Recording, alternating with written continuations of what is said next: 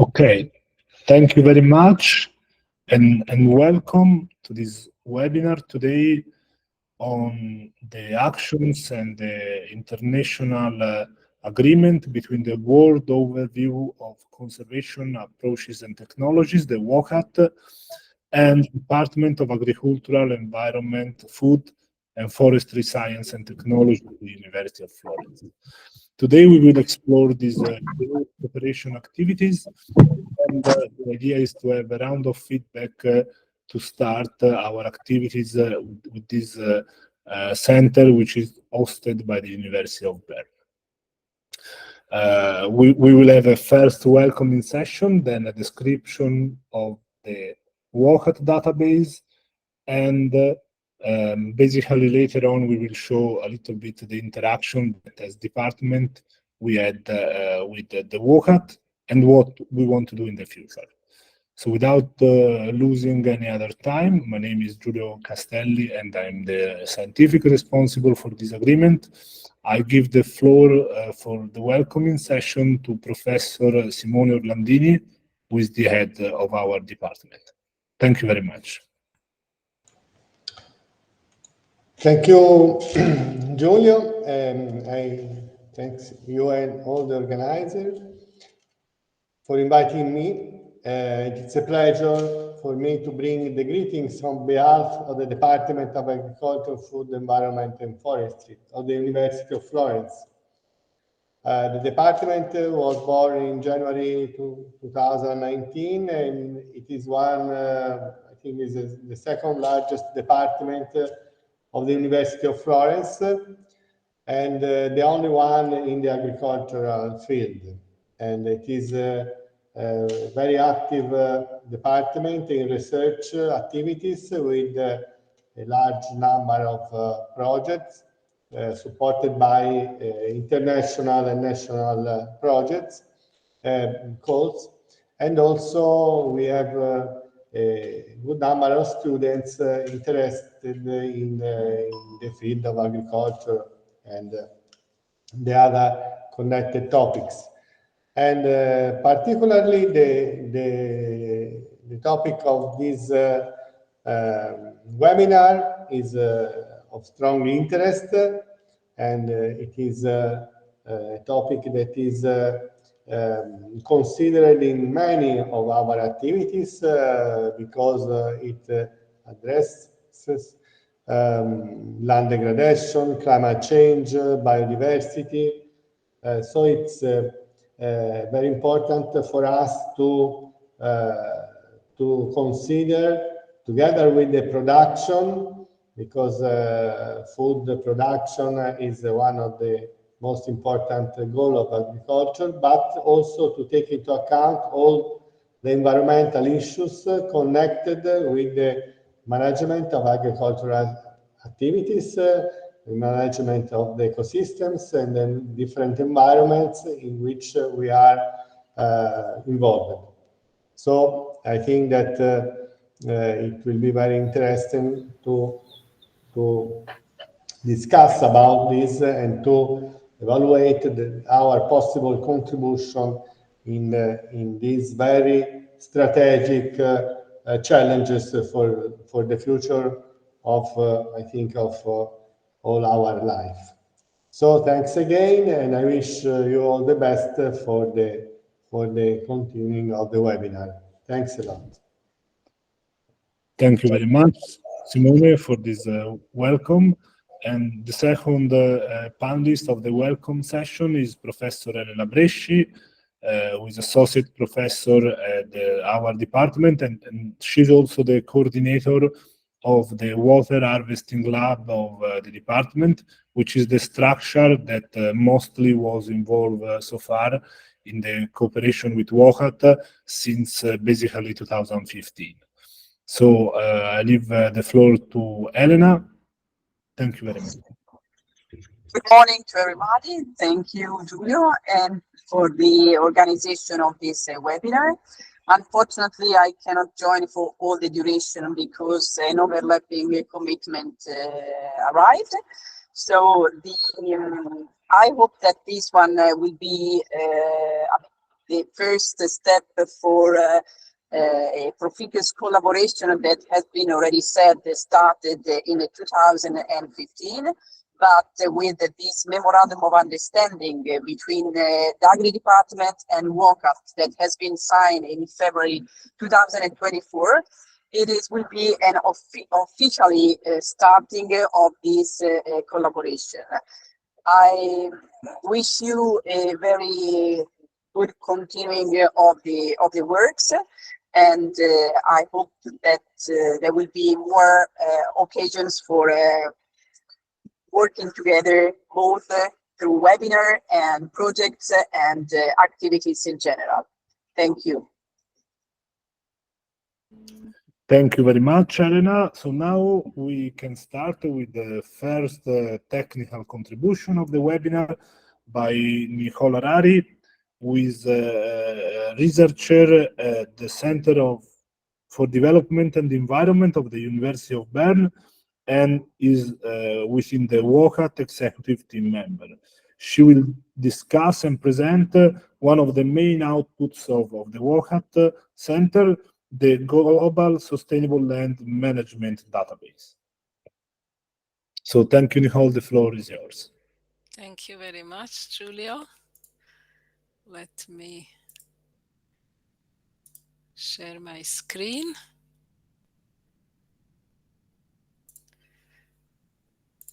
Does it work? Can you see the presentation? Yes. Okay, perfect. So as we said, you just interrupt me, or if I'm doing very badly on time, you do let me know, since I cannot see your faces, right? Yes, we will, but please go ahead. Perfect. Sure, so you have time. Good, great. So good morning or good afternoon to you all. I'm very happy to be here. My name is Nicole. I'm here at the CDE, a Center for Development and Environment. As Giulio said, we are one of the centers for sustainability research or sustainability studies in Switzerland. And we have a specific, also what we call impact area on land. And that's where I'm located. And apart from that, as Giulio mentioned, I'm part of the WOCAT management team, and therefore I'm providing a bit of an introduction to also WOCAT as a network, because that's important also to understand.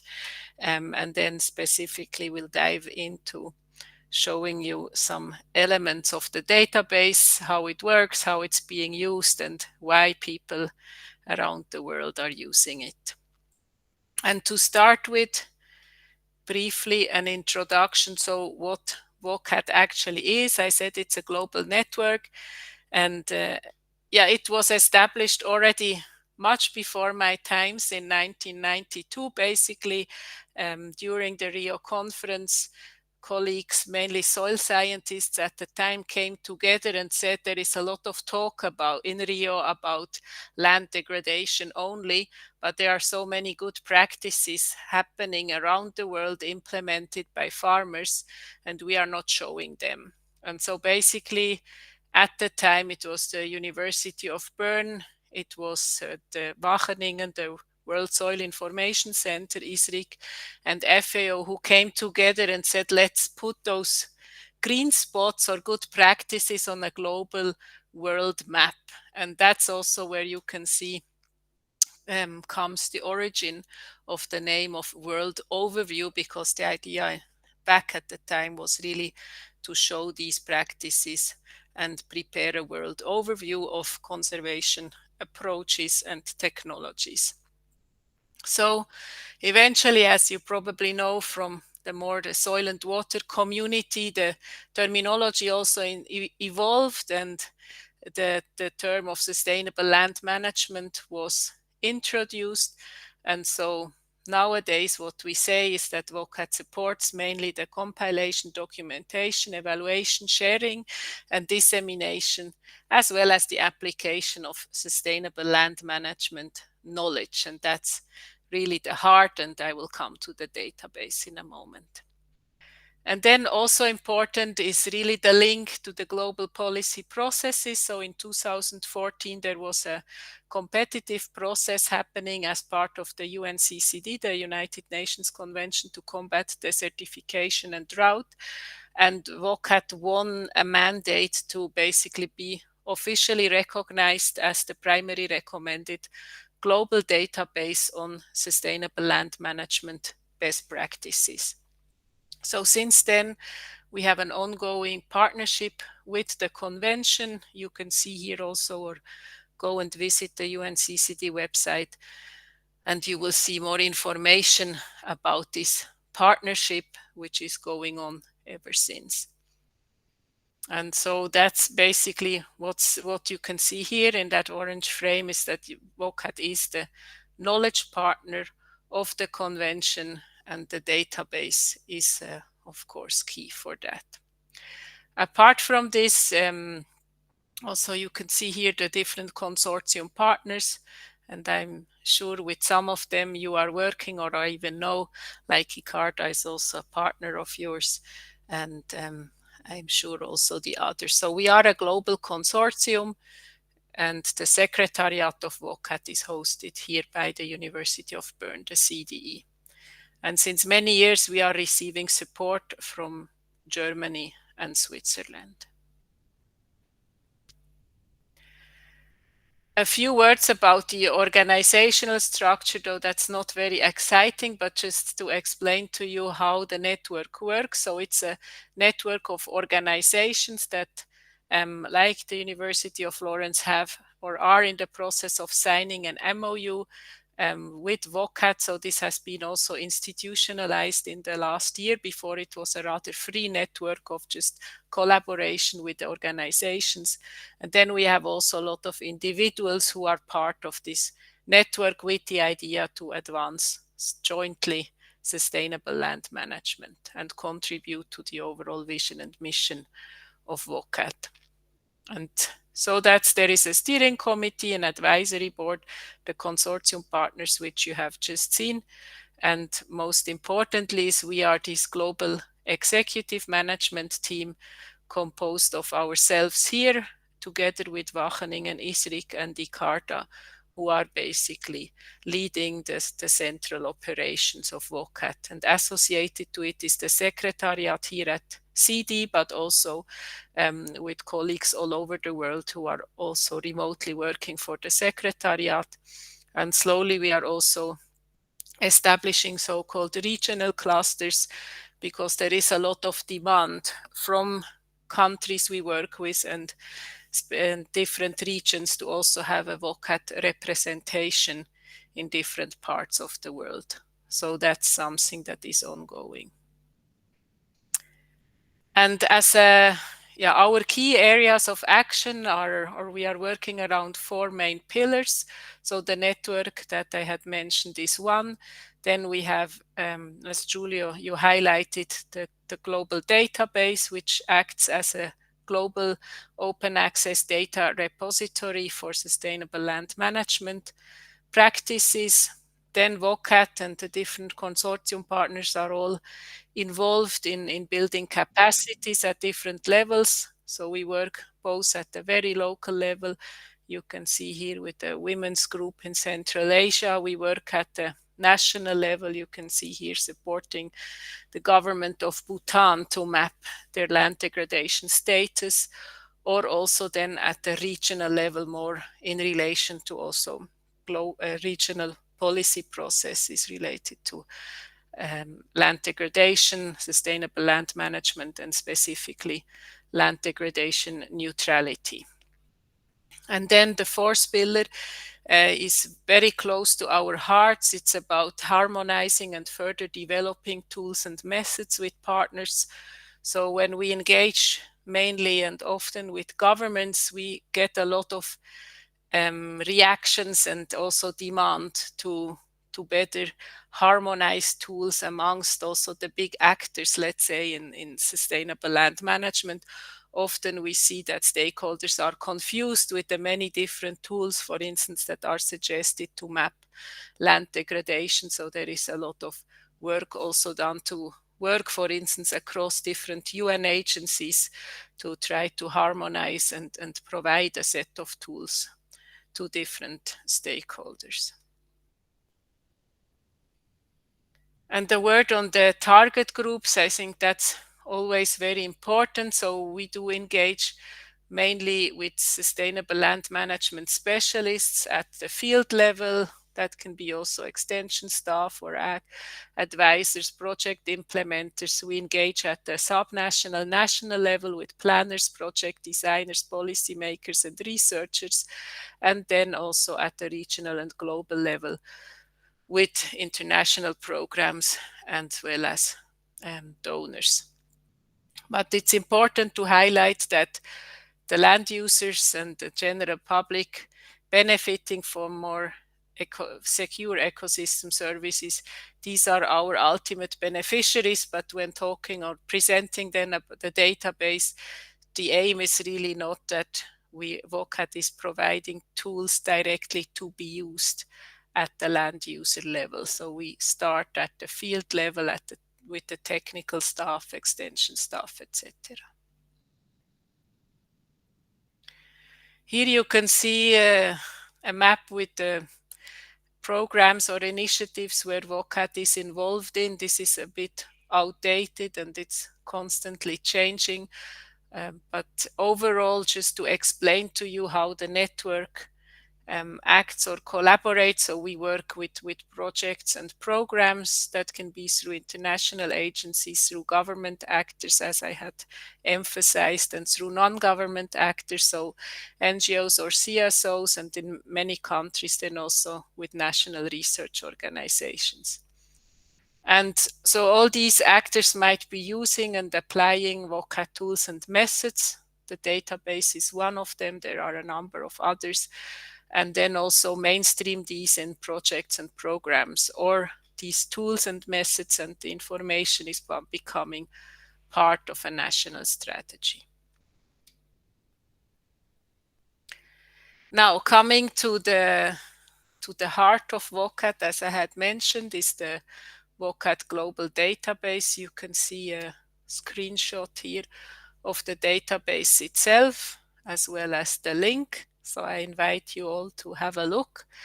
Some of its main features are really the free upload and worldwide sharing of countries' good practices. And you can see this can happen in different languages. So nowadays we have the database available in English, Spanish, French, Russian, Chinese, Portuguese, and then a number of other local languages like Lao, Mongolian, or Khmer. And there is always the option also to have a translation into different languages. And then we have around over 2,000 proven field-tested SLM practices in the database from more than 130 countries. It's all open access, so people can visit the database. You will see you can use a database filter to find relevant practices from specific countries or projects, landscapes, or land uses. So that's everything freely and openly available. What's also key to these databases, and I will show you in a minute, is that this standardized output format of all technologies and approaches that can be automatically downloaded also in various languages, which is then often used for the production of different knowledge products. And then the last point is we have an API in the background, so there is the possibility to link the data also into national or project or global platforms, and I will give you some examples later. And back to also the link to the UNCCD, so you can see here it's basically a joint database, so the UNCCD is part of it, and the countries, the signatories to the convention are also encouraged under the reporting to the convention, which just ended beginning of this year, to report their good practices when making use of the WOCAT database.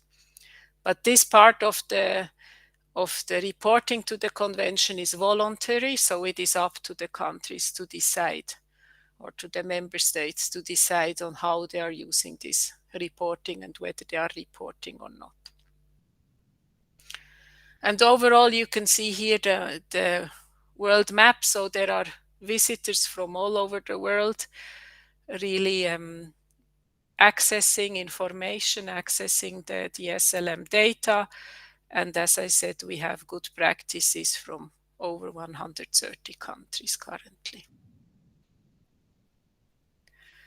So to explain to you a bit how the documentation process is happening. So we have two core questionnaires, as we call them. One is on sustainable land management technology. So that's the physical practice on the ground. Whoops. And the other one is on the approaches. That's the ways and means people are implementing or are getting organized to implement sustainable land management technologies. So these are two questionnaires that usually still people prefer to print them out and take them to the field with them, even though they could also be filled on a tablet, of course. So the information is documented together with land users on the sustainable land management field plot, and then back in the office is being entered into the database. So you can see here the entry format for a new sustainable land management technology. And then eventually there is a whole process also of editing together with colleagues.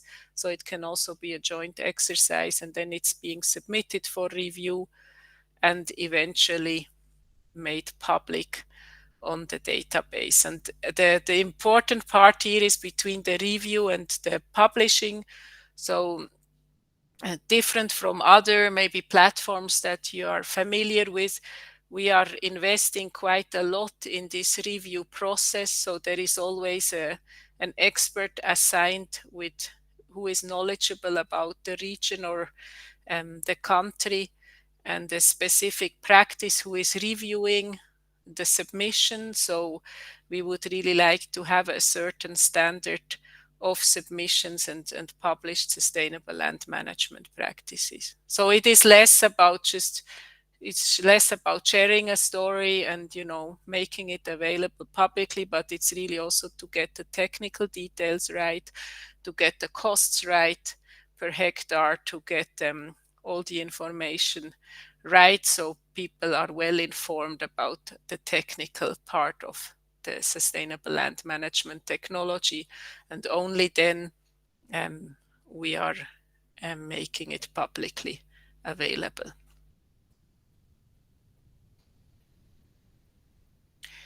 This is the database. As you see it, that's the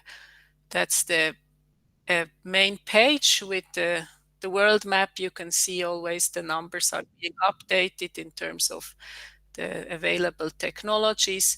And then you can see once you go to the search, basically that's how it looks like. So you can search per technology and approach, or search per language, etc. So I invite you to have a look, and then all of that is listed, and you can see also the green is always the technology, the orange is the approach, and then very often we are linking technologies on the approaches. So we want to know how a specific technology has been implemented, through which ways and means, community organization, people's organization. So you can see also how then with these little icons, for instance, that Watershed Association and Natural Resource Management Committees in Afghanistan is then linked to 4 specific technologies that have also been implemented. And yeah, in relation to the water harvesting lab, I just wanted to show you also here, that's part of the filter. When you filter for technologies, you can filter per sustainable land management group, and one option there is also water harvesting. So currently there are 147 technologies which are reported for or under the sustainable land management group water harvesting, and you can see them here. So you see we have a roof rainwater harvesting system, we have earthen dam, we have spring shed revival. So a lot of different technologies and related approaches in relation to water harvesting. And then, as I had mentioned, one key element of the database and what people really like is once you go into an example. So once you click on an example there, here it's the highly diversified cropping in live trellis system from the Philippines. That's basically what you can see. So you have here the possibility to click on this button, print summary, and then you would get what you can see here on the right-hand side. So that's a summary automatically generated of the data that were filled in the database. And here you can see the idea is really about having attractive pictures showing the location. The sites are geo-referenced. And then you have, first of all, a description of the technology. So what is it about, how it is being done? Then you have the classification of the technology, what's its purpose, the land use, the degradation addressed, the type of SLM measures implemented. You have a technical drawing with some explanations, and you have all the details on establishment and maintenance activities, as well as inputs and costs needed per hectare usually, or per structure.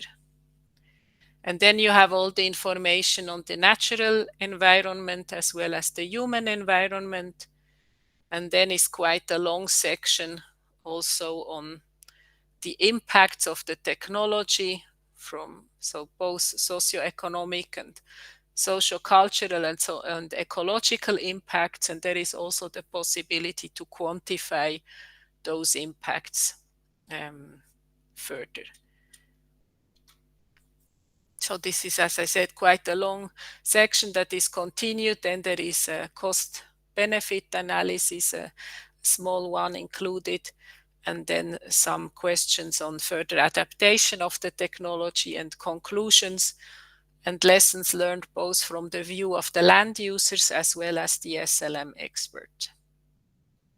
So this is the summary that you can get directly from the database. As I said, it's automatically generated. It's available in the language that the technology has been documented. So it can also be produced in different languages. And it is used by our partners for learning materials, for good practices compilations, and for many other knowledge products. And I will come to this in a minute. Just to dive in briefly to Africa to show you a bit also where these good practices are coming from. So that's the green dots are the technologies, the orange are the approaches. So you can see in some countries a lot of good practices have been reported, in others a bit less, and this always depends on, you know, the partners we work with, the stakeholders that are interested in sharing these good practices. So that's really based also on demand and interest of stakeholders in these countries. And you can see here the diversity of different partners that we have in Africa. Then a few words on how this knowledge is used. As I said, I spoke about these good practices, compilations, but also guidelines, learning materials, etc. So here are a few examples to share with you. On one hand, we have these global publications where then we are searching for relevant examples from in the WOCAT database and are contacting the compilers and are asking them also to contribute with their good practice from the database to such global publications, for instance, here with the UNCCD under the UN Decade on Ecosystem Restoration.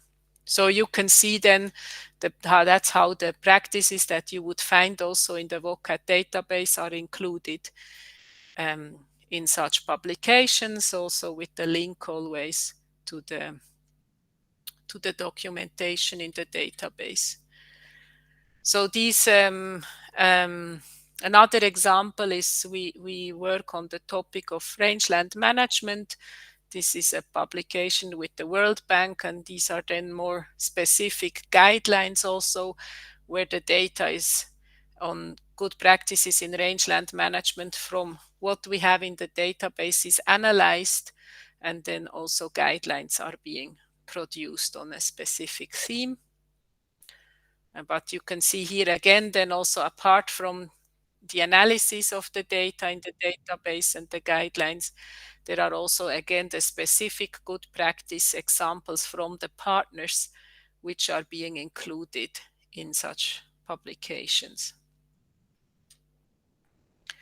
And then just as you probably know, now is the start of the activities for the International Year of Rangelands and Pastoralists 2026. And then we are also using again the same data and information to contribute to, for instance, such a policy brief with recommendations also for the conference of the party. So you would find again in such global briefs or recommendations, the reference is made to specific good practices that we are taking and selecting from the global database. And eventually, when it comes to events, here just an insight from the CRIC, that is the UNCCD, the Committee for the Review of the Implementation of the Convention, where member states are assessing where the convention stands, the progress that was made. So here our colleague also, Ingrid, working more on geospatial elements with countries, also then presenting in the plenary session of the UNCCD. So this is just to show you, how eventually the data makes it also, and the analysis of it makes it also into these global policy processes. And then if we go to the national and local level, so you can see here a lot of examples from countries. And as I said, these national compilations, this is a recent one, the first one in Thai language, so with a national compilation of good practices for Thailand. Another one a bit older is for Cambodia. The Philippines, they have their own platform where they are integrating their practices. Another one from China. And then also here pictures from universities and women's groups that are using the information then very locally to select good practices in the context of a project. And to show you also how partners are using the information, so back to Bhutan, that's the government site. And so you can see here we are working also on the geospatial side of things, on land degradation neutrality. That's a geo-portal we have developed, co-developed with the government. And then you can see these little dots where again the good practice data is also included to inform the government on where good practices are happening, what they are about, and so they can then further link and visit also and get the technical information from the database. So this is really important. So the global database is one element, but this national embedding and national use, of course, is key for then scaling up these good practices at country level.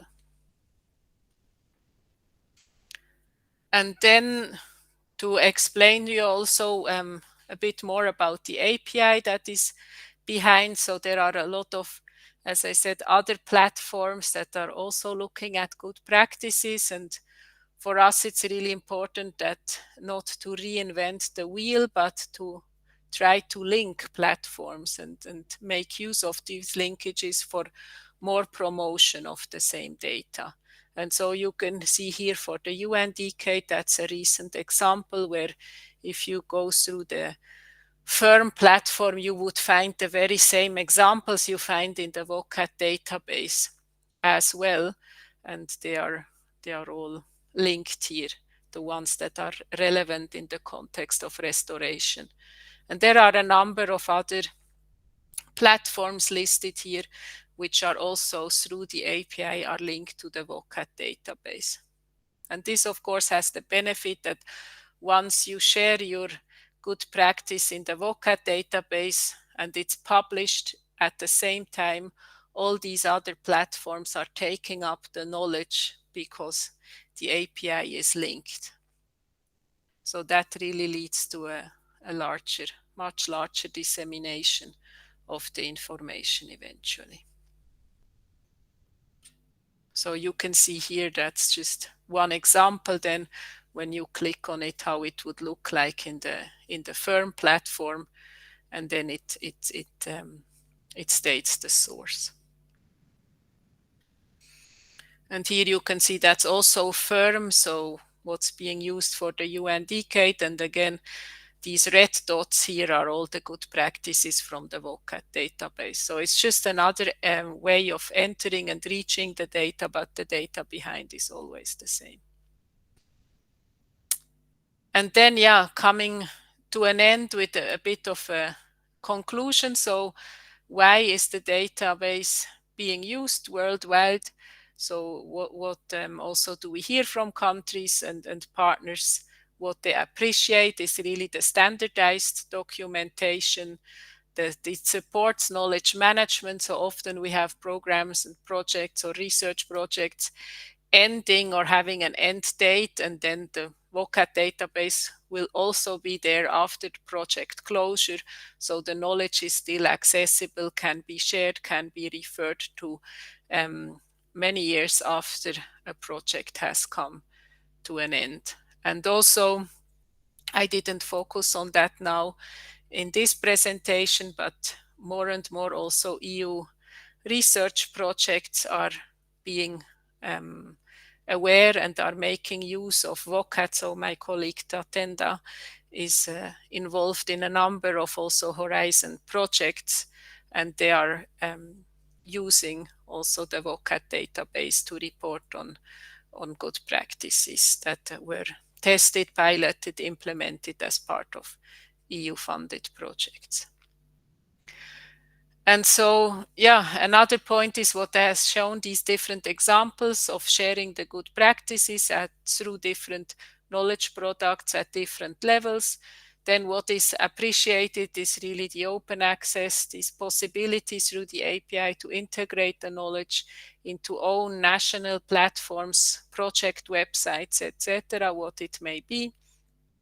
And then, yeah, maybe more for the scientists amongst you, the API can also be provided, or access to the API can be provided also to scientists. And I think, Luigi, you might talk about it later as well. I put your paper here up front. So that's the whole idea, is also to make the data set available to scientists for research purposes. And then, as I started with these different knowledge products that are then also being used and presented in global policy processes. And with that, I've come to an end, and you have here all the links, and just finishing this presentation with that picture here from Cambodia, where you can see that was a women's group discussing different sustainable land management technologies. So you can see the posters behind, which were produced based on the data in the database, but then simplified, for this workshop, where it was about deciding which good practices the women's group would like to implement in the village. And there is also a decision support process behind which we are supporting. So you can see the rating of the different technologies, and the joint elaboration of criteria that are important in this context for the women. So that's a very local application then also, and use of the data with which I would like to end my input. and I will stop sharing my screen. Thank you very much, Nicole. I mean, you were perfect with timing, really, really perfect. And I remind everyone who is interested that there will be like quite a large session at the end with the question answers and also possibility of cooperation. So if you don't mind, if you don't have any burning question, I will leave the floor to Dr. Luigi Piemontese, who will discuss the scientific implications of the use of the WOCAT database and what we did under the research point of view at the University of Florence. Thanks, Giulio, for the word, and thanks, Nicole, for your presentation. I think it's quite in line with what you said. Although my research is a bit outdated now, it's from 4 years ago. So the things I'm gonna say about the data set and how I found it useful might be changed at the moment. Let me share my screen. The idea was to present a couple of applications of the WOCAT database for research purposes. You all see my presentation, right? Good. So, yeah, a bit of a self-introduction. The presentation is not full screen. We see only PowerPoint. It actually is, but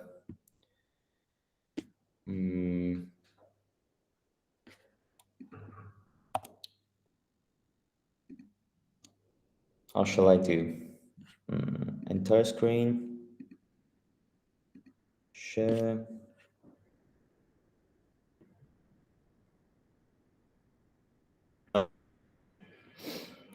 Well, I'm sharing full screen. Yes. Okay, cool. Thanks. So, a bit of a self-introduction. I'm a researcher at the Water Harvesting Lab, and I've been working on sustainable land and water management since my PhD. That was a while ago at the University of Stockholm. When I first started getting in touch with WOCAT database, with Nicole and Giulio as well, and we started developing sort of an approach to make sense of the point data of the WOCAT database for making large-scale modeling and estimate of the potential of water harvesting. What I found useful in the WOCAT database is the very detailed inventory practices of what they call actually technologies and approaches, which is very interesting from different point of views, but especially if you want to get an understanding of what technologies are implemented in what country, under what conditions. And I will give you an example later. Then another important thing from my perspective, applying sort of a geography approach in my analysis, is the location of the practices. So every case study, every technology, and every record, almost every record, has a specific location in GPS coordinate, and that helps a lot in the kind of approach that I'm going to show you. And another very key component is that every record has a pre and post implementation assessment, where we have like what were the conditions before the implementation of a specific technology, and then after a few years, how has the situation improved in terms of both ecological but also socioeconomic indicators. And lastly, a very detailed technical accounting of the practices in terms of, for example, what kind of materials are needed for that kind of technology, what's the cost of each material, what's the cost of the maintenance, and for example, technical drawings sometimes of the practices, and very technical information that I found really useful. Now, as I mentioned, I'm gonna show you a practical research application of this information. In Article 1, I have focused on specifically the three first information that I've just shown, while in the second article, I've also included the technicals and detailed socioeconomic account of what are the costs, apart from, of course, what are the benefits of the technologies. So let's start with the first article.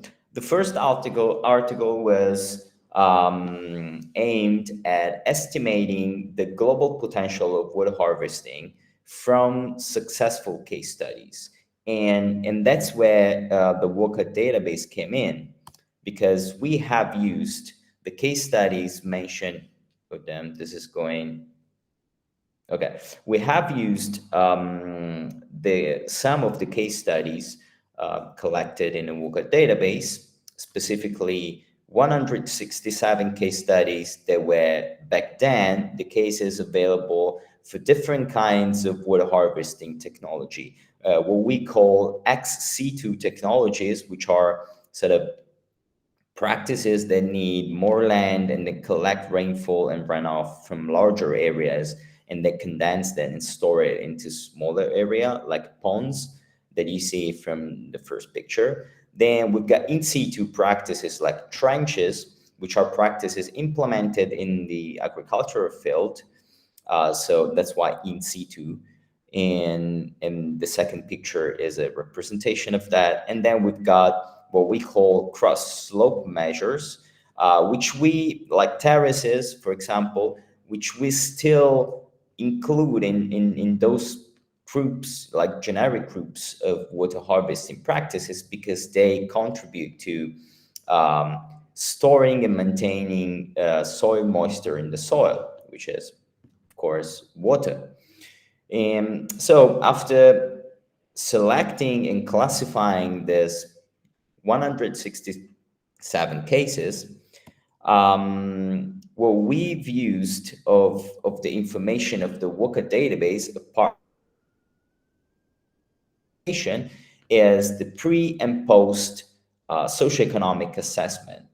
And this is sort of a screenshot of what you find in the actual sheet of the technology. You find information on how the situation has changed after the implementation of the technology. So you can see, for example, crop production has increased from 60 whatever kilograms, sacks of potatoes or whatever, into 80. So we've got a percentage increase of crop production. You've got also different kinds of information related to irrigation water availability, farm income, and other kinds of socioeconomic data that I'm not going to mention here, because we have specifically focused on crop production increase. Now, how have we used this data? We basically started from the assumption that the increase in crop production of a case study can be replicated in areas with similar social ecological condition.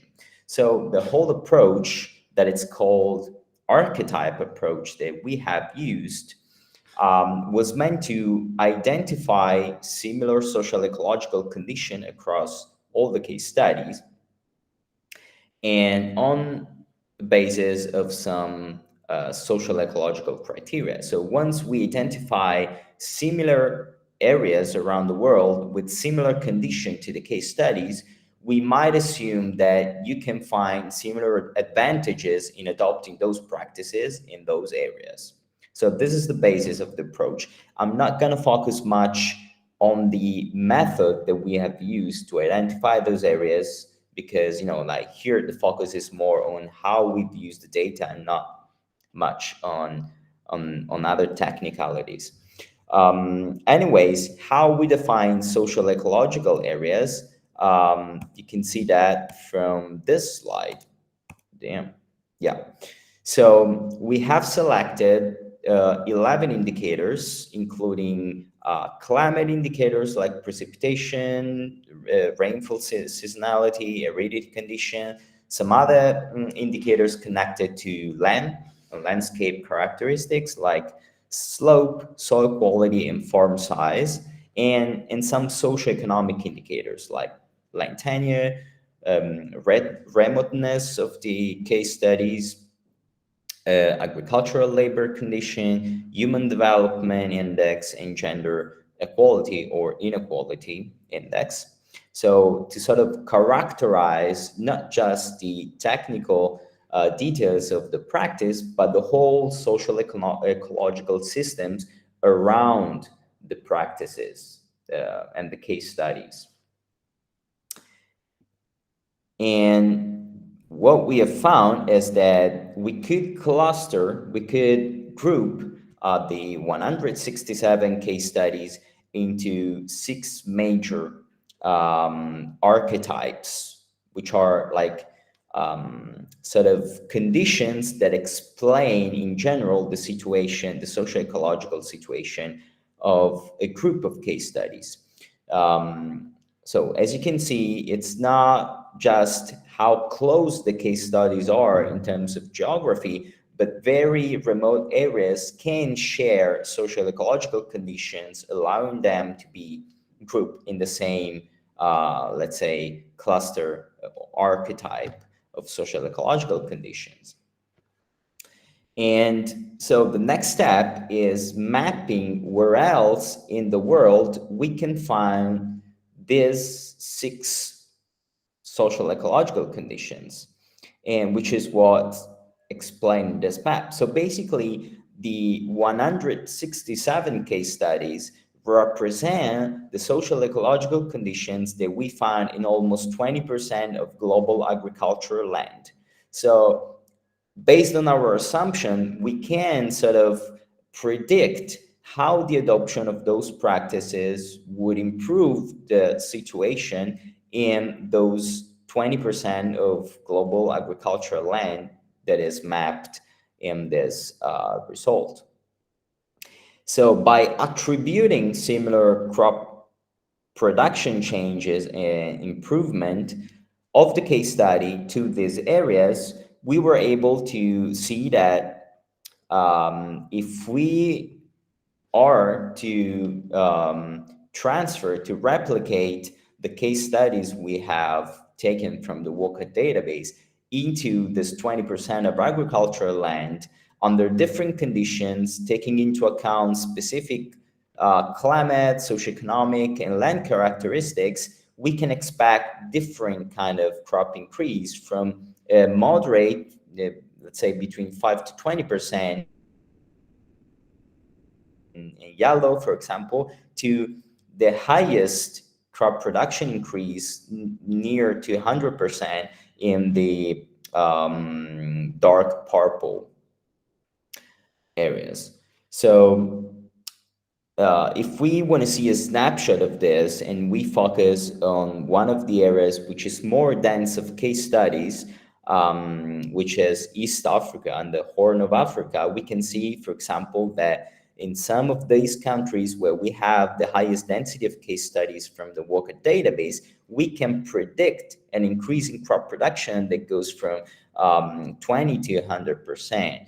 And especially if we focus on Uganda, which is the country that shows the highest potential, we see that transferring these technologies and applying these practices in large areas might be very beneficial to some countries, specifically in this case, Uganda.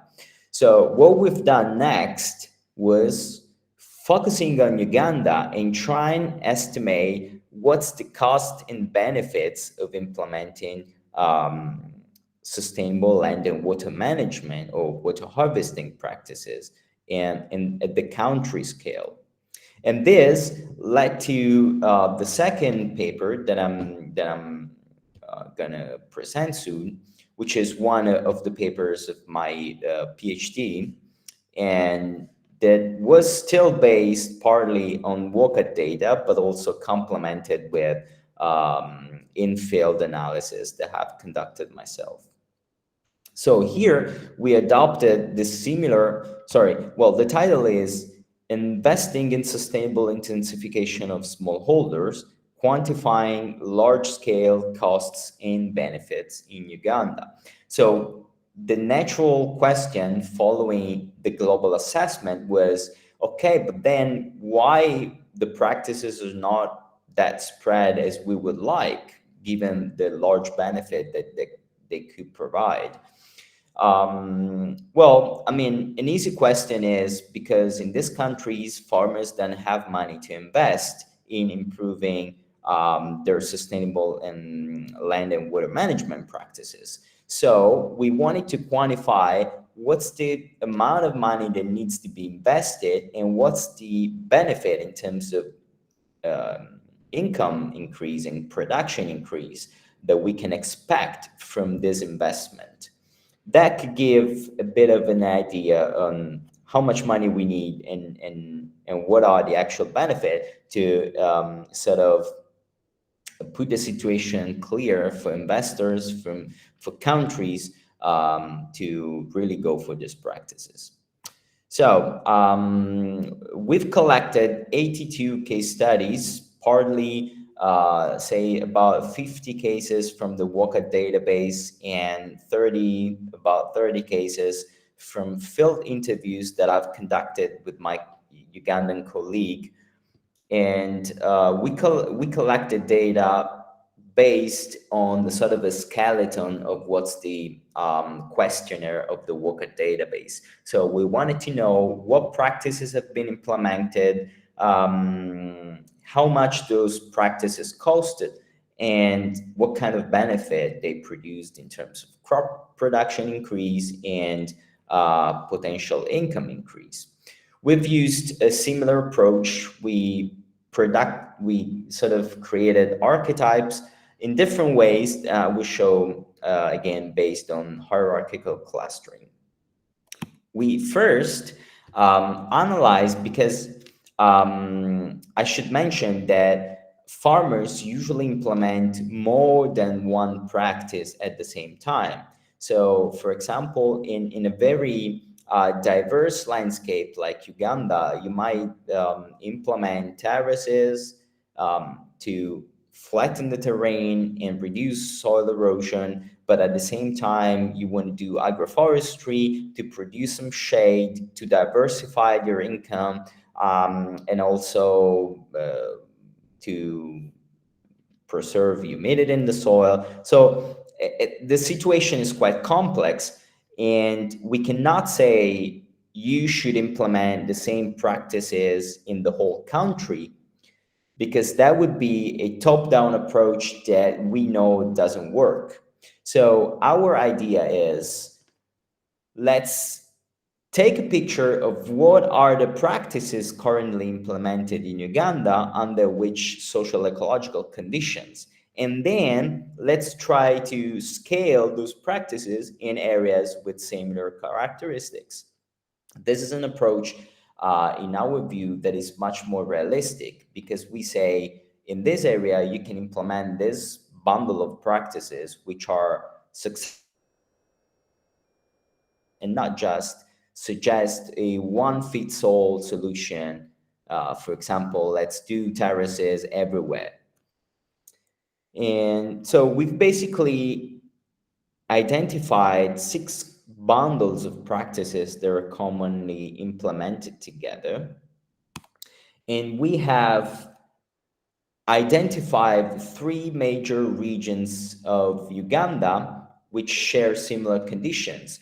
And these regions are northern Uganda, which is usually quite flat and drier and much more connected to markets. And then we've got central Uganda, which is the sort of in-between hilly area and where major cities are. And then you've got highlands, where you find very steep terrains, very isolated communities, very subject to rainfall, soil erosion. So in these 3 major geographical and socio-ecological area of Uganda, we have found that there are different patterns of practices that are commonly adopted. For example, in the highlands, it's very highly probable to find agroforestry and trenches adopted together by farmers because they have complementary benefit, and also, of course, because it's a very hilly area where you need trenches to avoid runoff. And for example, in northern Uganda, where pastoralism is much more spread than in central and southern Uganda and hilly Uganda, you've got much more practices focusing on integrating crop and animal production. So after characterizing the presence of different kinds of practices in different regions of Uganda, what we've done was basically to assess what are the costs and what are the production increase connected to each bundle of practices in these different areas. And you can see from the left graph that the same practice, for example, let's take the purple one, integrated crop and animal production, has very large cost in the northern part, much more than, for example, in central Uganda. And the benefit that it gives in terms of production is much less than in central Uganda. And this is a clear visualization of what we mean by bottom-up analysis and why we have conducted this very data-rich and diverse analysis is because you cannot just assume that the same practice costs the same in the whole country and will produce the same benefit, but you need to take into account the specific social ecological conditions under which those practices are implemented. So by taking into account this very specific diversity of costs and crop production increase, we have quantified that there are some costs connected to implementing those practices in the whole country in context-specific manner that would lead, for example, to investments near to 1.5 the first bar plot indicates the income increase, which would be in northern Uganda in the first year about a half of the total implementation investment, with maintenance costs that are much lower than implementation costs. So that would mean that in northern Uganda, implementing those practices would lead to increasing the income from production in let's say half of the implementation cost in the first year, while in other areas like for example highlands, which is the dark blue, we see that even in the first year after a very small investment we could manage to get much higher returns in terms of crop production increase and income increase. So again, not going to go into the details of the results and the methods because this is just a way to show you how we've used this data, the also richness of the data from the WOCAT database and the sort of views that we could do if we take into account this diversity of data. Now, just to conclude quickly, I hope that I've shown with my slides is that there are useful information out there that we can use from the WOCAT database and some methods that allow us to use this information in a meaningful way. What I've found particularly interesting and useful from the WOCAT database are the specific technologies description with technical drawings, material assessment, workload, etc. Also, the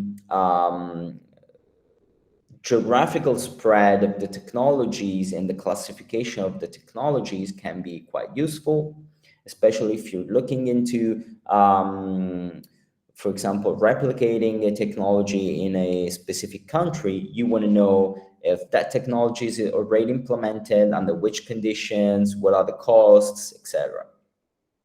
And also, the pre and post implementation assessment is very useful because it gives you an idea on how much it would be beneficial to invest in a technology in a specific place.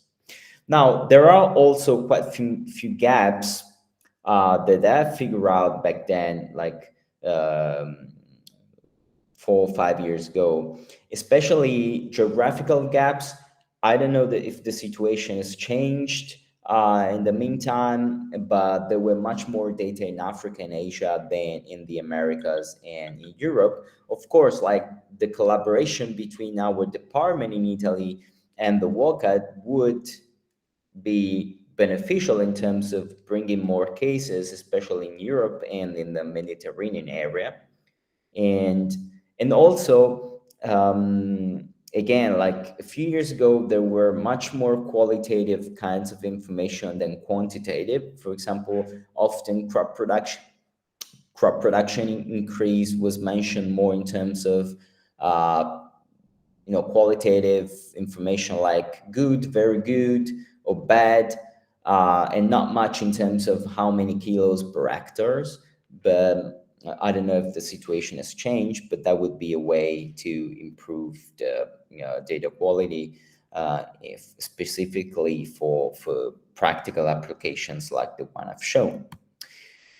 Okay, I think I've concluded, and I'm happy to discuss. Thanks. Thank you very much, Luigi, and I mean, really insightful. And I will make the same premise as before. So I'm just going to give a very quick presentation about the cooperation perspective, and then like until probably the end of the webinar, like we can have 20 minutes of discussion. I will be very quick.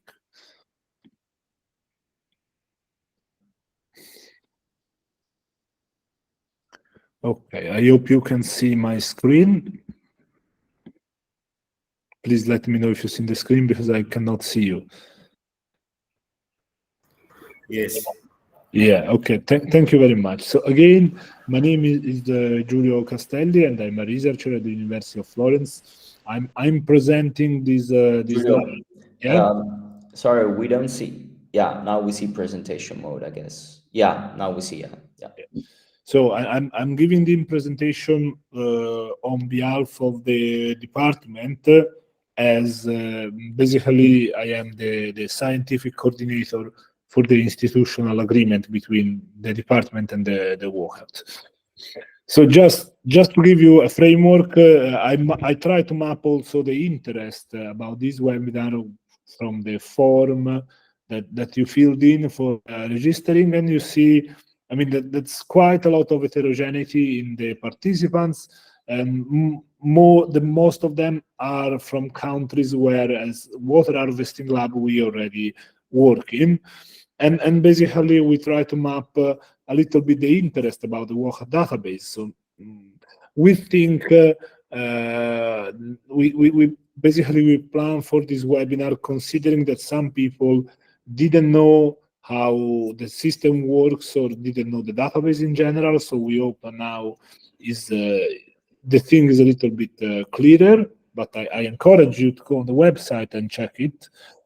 And basically, some people wanted to know about the collaboration with the University of Florence, so what we did in the past, and actually what we are going to do now with this institutional partnership. And this is the topic of this presentation, and I hope we can trigger some discussion on it.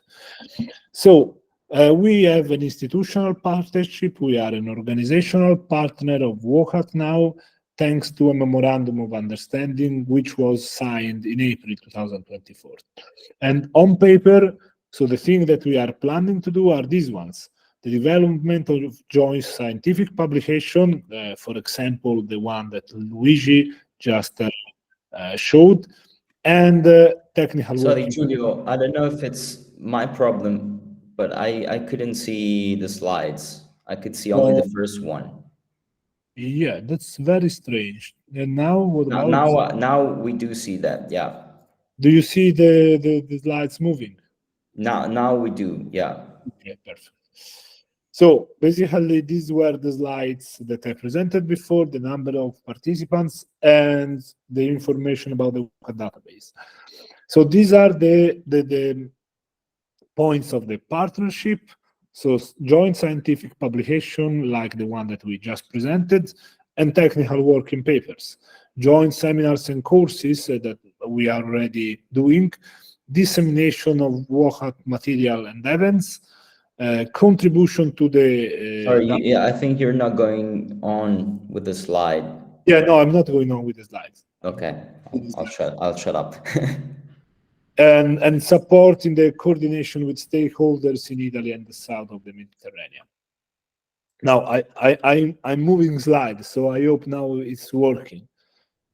No, actually, it's not. So let me try to do like this, like I think that should be a workaround about this thing.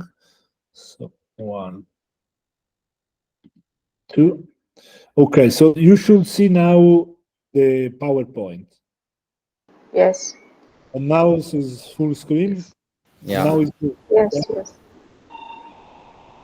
Okay, so I'm showing now a slide about our experience in project development, and this was not a scientific activity, but it's something that we usually do with the WOCAT, and beside the papers, it was what we did in the past. So basically, that was not like a cooperation with WOCAT, but it was just the use of the database.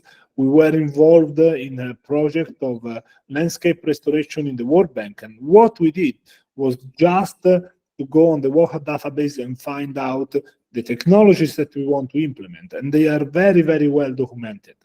Okay, so for instance, in this case, we wanted to implement progressive terracing, and in the database, you have a lot of insightful picture, a description of the technology, cost, and implementation guidelines. And this allowed us to work in this project and to really provide to the government of Burundi a lot of insights and instructions on how to work with these technologies. And this is what we did beside publications in our activity together with WOCAT. So this, as university, we are also project implementers, and that's how the database can be used. But let's analyze the way forward. This is a personal perspective, and maybe we can discuss a little bit also with Nicole and with some of you today, people that are working in the University of Florence and other colleagues. So first of all, we are 2 universities. So beside all the activities that are written on paper, then we need to enact tools and ways of make these activities alive, of doing this work. So one possible idea would be to enact some training and students exchange between our university, the University of Florence and the University of Bern. We have a range of tools for doing that. The standard research funding, we have a small research funding for going away or receiving researchers, but also we can set up some kind of mobility partnership. I'm not sure the Erasmus framework works for Switzerland, but there are parallel funding for sending students, sending PhD students from Florence to Bern and from Bern to Florence to develop research on the database. Then we are involved in many projects and we are in contact with some institutions that are basically developing the call for funding. Within all these projects, we are involved and we are in contact with actions that implement sustainable land management technologies on the ground. So another activity that we could do in a structured way is basically to look for these experiences in our projects, and then to invite researchers to feed the WOCAT database with the technologies they are experimenting in the research projects. And this, in doing this, since we are also partners of these projects, we can help the institutions that are doing this work to populate the WOCAT database. Of course, this is another kind of arrow, but with the same logos. We can apply ourselves to projects. Actually, we tried a couple of times to apply with colleagues in Bern. It was not successful so far, but really we can upscale this effort and apply for more projects. Also, we can organize short courses and training also abroad. Like we have experience with the department of building courses. This is a course that we made in Tunisia with other international institutions, summer schools course for PhD students. So WOCAT in this is a player, is a knowledge provider. So the next courses that we will organize, thanks to the memorandum, we could also include trainers from the WOCAT consortium. And also, basically, we discuss about papers, but we can also try to trigger special issues in journals. So try to team up with colleagues in the WOCAT database and try to open up special issues in some selected journals to collect papers on sustainable land management. And this will provide additional visibility and knowledge coordination in the topic of sustainable land management. So these were a little bit the ideas that I want to bring on the floor today. And of course, we have a water harvesting lab, and you can keep in touch with us if you want to work in cooperation with the University of Florence towards the action of the WOCAT. These are our reference. And specifically, if you are from the University of Florence, do not hesitate to get in touch with us. So that's all on my side, and I hope you find this information useful for a discussion, and I have no other things to do to trigger the discussion. So if you want to speak and to tell us your experience, propose cooperation activities, this is the moment. Otherwise, we can have some back and forth with Nicole about possible ideas.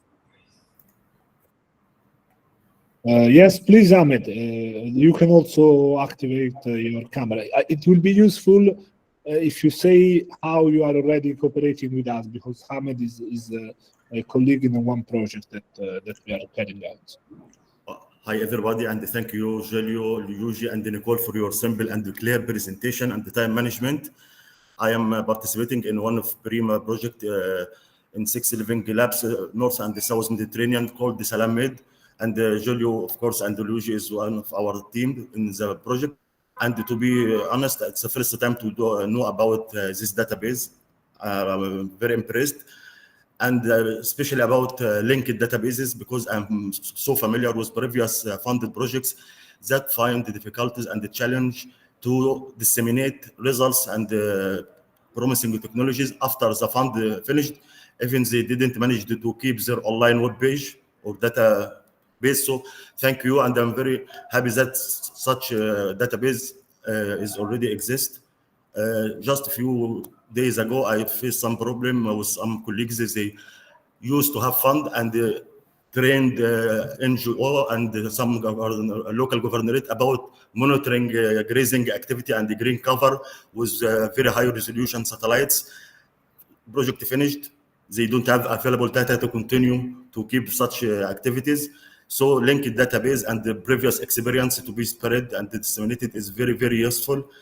So thank you all for everything. And regarding Luigi, thank you for your presentation also, especially your first paper. It opened a lot of ideas and suggestions, maybe later, not for this topic. Thank you all.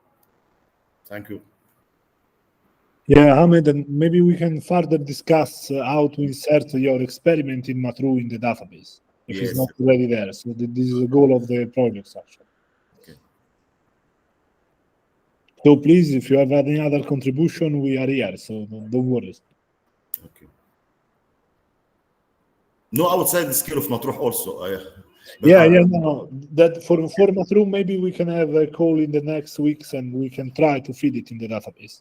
Okay. I'm sure Nicole will be interested. Okay, thank you. Bye, everybody. Please, if you have more questions, I think we have a little bit of time. We are like with a little bit of anticipation with the schedule.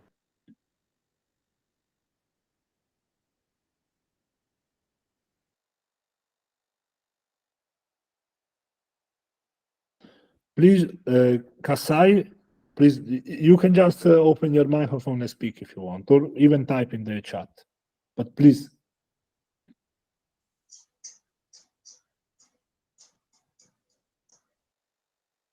Okay, good morning and good afternoon. Can you hear me? Yes, loud and clear. Okay, thank you.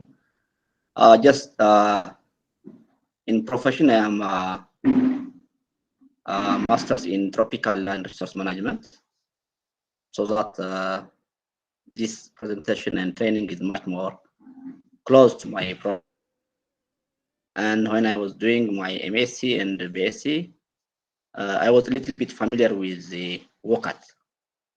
But now I get in deep knowledge and experience from the slides that you present today, so that I increase my knowledge and my skill that will be help me to continue or to participate in my future works and research activities.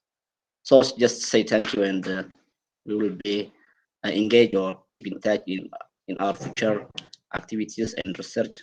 So I will be ready to contribute what I can do for this work at end. Thank you. Thank you very much, Kasai. So we had a message from Patricio, who is a colleague from Argentina. Thank you, Patricio, for connecting, because I guess it was very early for you, the start of the webinar at 11. Yeah, Patricio is working in Argentina, and we have an international agreement also with this institution, so probably more will arrive from Argentina soon. And Nicole, feel free to answer if you want, because you are also hosting. We have another question. Maybe we can go with that one. If you want, Ankit, please.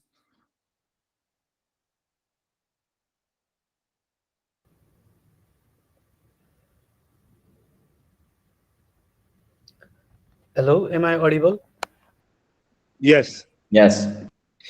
Hello, sir. I'm from Nepal, and I have just applied to your university, University of Florence, and I have got my acceptance letter as well.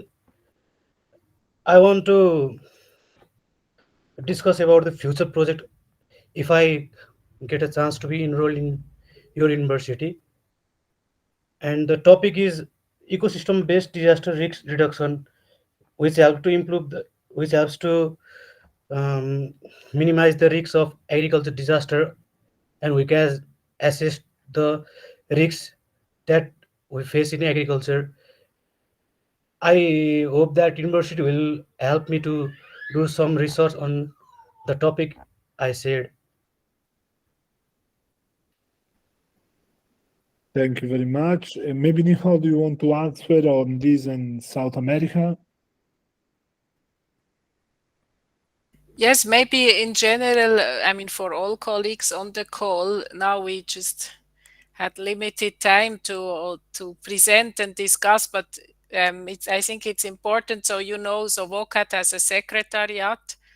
There are a couple of my colleagues, so if you have any questions, like the colleague from Argentina or Ahmed, you were talking before, if there is any questions around entering data, using the database and so on, I put you the general email address also in the chat, and please feel welcome. I mean, this is exactly what WOCAT is about. It's about you looking at the database, trying to use the data or sharing your data. But if you come up with questions, you need support or anything, please also feel free to reach out and ask the questions you may have. So this is also how these collaborations usually start. And yeah, just feel free to get in touch with us. And on Nepal, I can just say, Ankit, there is a lot of good practices. We are working with a.m.CET, whom you probably know very well. a.m.CET is also a partner. So in case you Yes, get ma'am. to... I know about the Ishimoto, which is Yes, yes. currently in Nepal, and I'm interested to attend my master's degree in your university. The webinar was so impactful, and I have a great interest in this course, Natural Resource Management for Tropical Region, and thanks to my friend Anil Adhikari who invited me to join this webinar. It was so much helpful, and I have got so much knowledge about the practices you have. Uh, you guys are putting in different sector of in different part of this world to um, grow agriculture sustainably. The effort is so great from you, and I hope if I get a chance to be enrolled in your university, I'll do my best and I'll do a research in different topic, and I'll be the moral student of the university. Thank you very much, Ankit. But please remind that the WOCAT is in Bern and we are in Florence. So like at a certain point you might have a double option. Okay, So sir. I don't know if you have any other questions. If someone wants to, like, we have still a little bit of time. If someone has some, but like again, as Nicole mentioned, if you go on the website, there are emails. So for general information about the database, everything is online, and we hope with this webinar we give you like a little bit of inspiration and some curiosity to have a look at the website. I don't know if you have any other question. Otherwise, to close the webinar, Nicole, I show you some further developments like international training, student exchange, and so on. So if you can give us your final remark on this, and then of course we will keep working and maybe organize a working group next time. Yes, no, I thought that was great, Giulio, to have this overview. I think there is a lot of potential and opportunities. As you know, Switzerland is a bit on the side nowadays with the Erasmus framework, so we need to see where we can come in or where we can engage and where we cannot, unfortunately. But apart from that, I think, yeah, especially also from our end, what we notice, webinars or short courses that are organized jointly, if we really manage to disseminate the information about courses properly to the people who are actually, asking for it. So sometimes there is a bit of difficulty to really reach the people, but eventually for either be it online webinars with also technical inputs and insights that offer learning opportunities, but also, physical courses or anything that is always, there is a very high demand for that. So that's also something we would see in the future to keep on engaging together, apart from the possibilities of students exchange and training that you are mentioning. And then also, I really invite colleagues. I think what Luigi has presented on the papers and the joint engagement in publications, that's also very important to really focus on that. And yes, Luigi, there are still issues, of course, with the data set, or we have put and invested much more in review, but we also do not want to discourage people who do not have quantitative data to contribute their success stories and good practices. So there is, of course, a bit of gaps also in terms of data and data quality sometimes. But apart from that, I think it's very important to keep engaging on joint publications, because eventually, if we also want to reach like science policy interfaces, the UNCCD has one. If we want to put bring some evidence to these global processes nowadays, especially on drought, for instance, within the UNCCD, it's always the basis for it is scientific evidence. So if you have it, it's really also a nice way of collaborating together, because at WOCAT we have also the opportunity to bring this then into these global processes and make policymakers also aware of this evidence that they can be using. So I think that link between science, practice and policy is really key. And I hope, Giulio, we can work on that also together.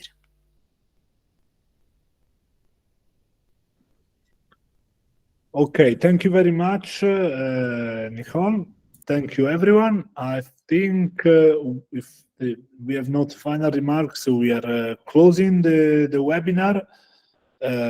So thanks again, and we keep in touch. We have all our contacts, so we hope this was useful, and that in the next years within this organizational partnership, we can do more research. Thanks a lot. Thanks, everyone. Bye, Thank Nicole. you. Thanks, Bye-bye. Thank you. Bye. Thank you. Bye. Bye.